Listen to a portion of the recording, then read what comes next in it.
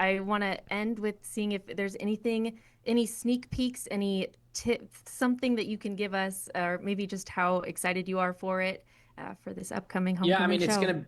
I think it'll be one of the longest sets probably the longest set we've ever done. The longest set ever. What is the longest set that they've done so far? I want to say it's like 2.5 hours, something like that, maybe slightly longer. So It'll be pushing up close to 3 hours. I hope that doesn't like get people bummed. Like, I don't know. I would love a 3 hour 21 Pilots concert. I mean, that sounds great. I would love a 5 hour 21 Pilots concert if it wouldn't be so taxing on the humans involved, you know. But yeah, no, pushing up to 3 hours sounds really cool. I don't know. Maybe I wouldn't want to go to a 3 hour show, but I would imagine this is the moment to get to some songs and the amount of songs we're going to try to get to.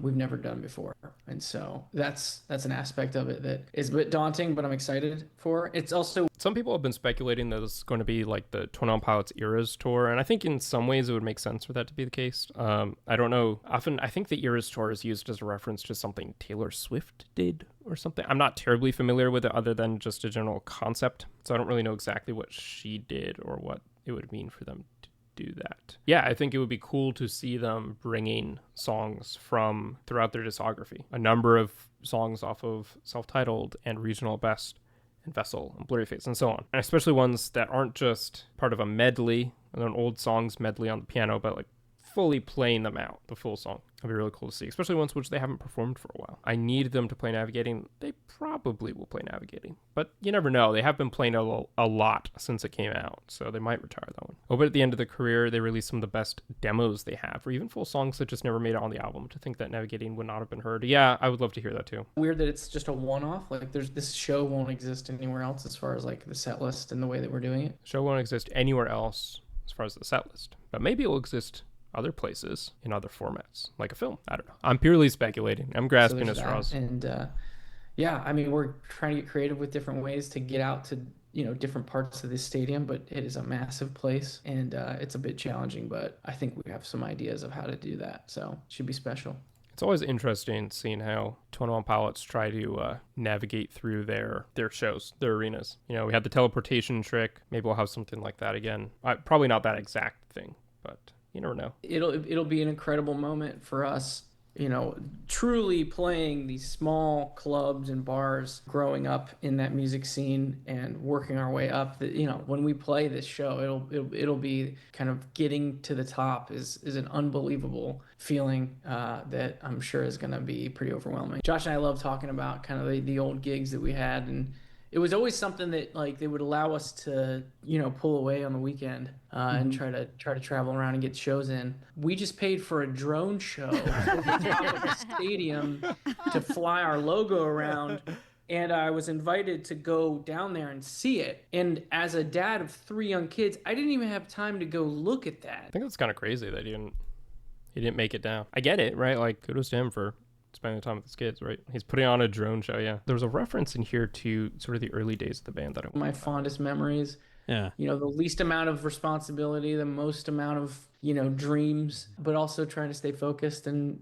while working some jobs. And it was awesome. I mean, I think back to one of our earlier shows in Columbus, Ohio. We played at a place called Newport Music Hall, and it was at Newport. I think you could sell 1,200. I think was the cap. And it's always, not to cut him off, but it's always cool to hear just any kind of information about the early days, right? We know so little about the self-titled era, the regional best era. He's mentioned things in interviews, but there aren't many primary source interviews from that time itself. So really any kind of mention of the early days of the band, just cool to hear about because they're few and far between. We remember getting the report the day of how many tickets we were selling, and we ended up cramming 1,800 kids in there. And that was just like this. We did it. We made it. Little did we know how much work was still to be done after that. Right. Yeah. And what's funny now is I'm playing a venue where if I get, like how many tickets we sold, like 33,000, I'll be like, dang it. This was one which I had a hard time hunting down, and I still think there was a video component of it somewhere. Shout out to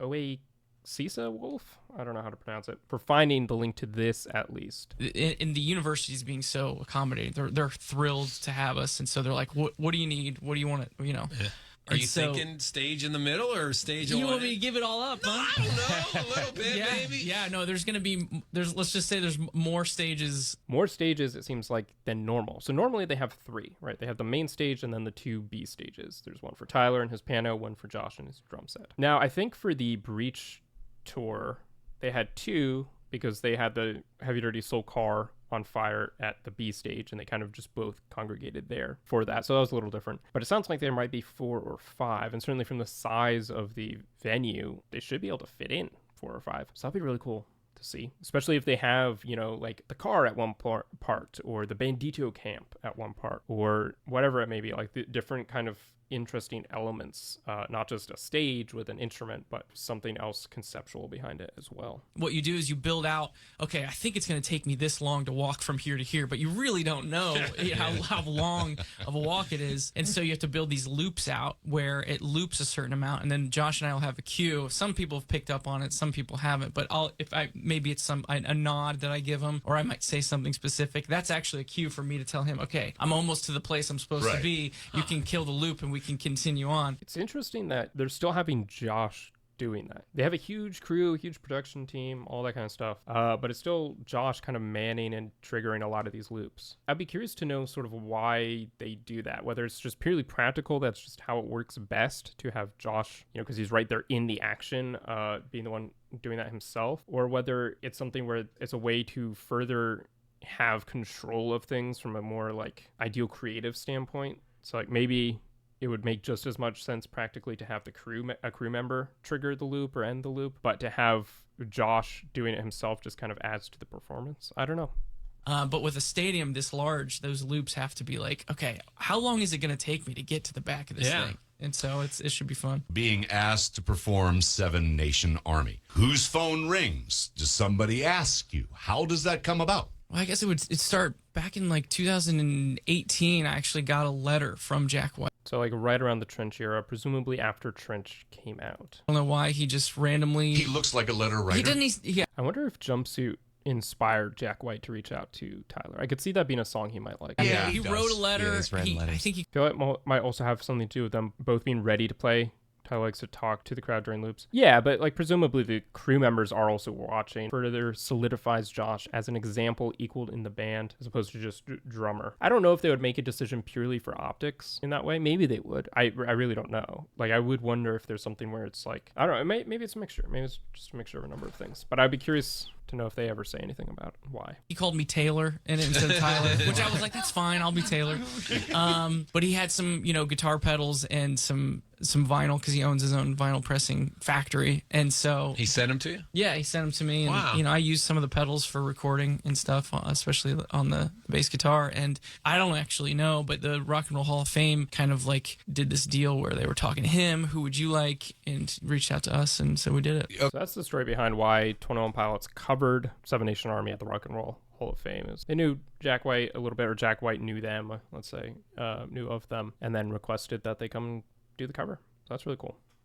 But yeah, anyway, those were the main like interview pieces that came out in the last week or so that I wanted to touch upon. I thought were interesting.